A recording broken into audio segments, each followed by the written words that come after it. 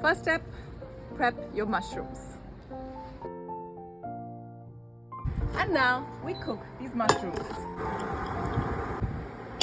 Some minced garlic. Pan is on high heat. We're gonna get them nice and brown, and we add salt in the end. Mushrooms are browned and reduced. Drizzle of oil, and in goes your onions. Brown sugar, a drizzle of balsamic, a pinch of salt.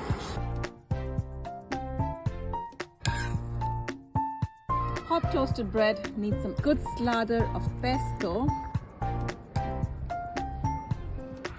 Savory mushrooms, herby pesto needs some sweet caramelized onions to balance.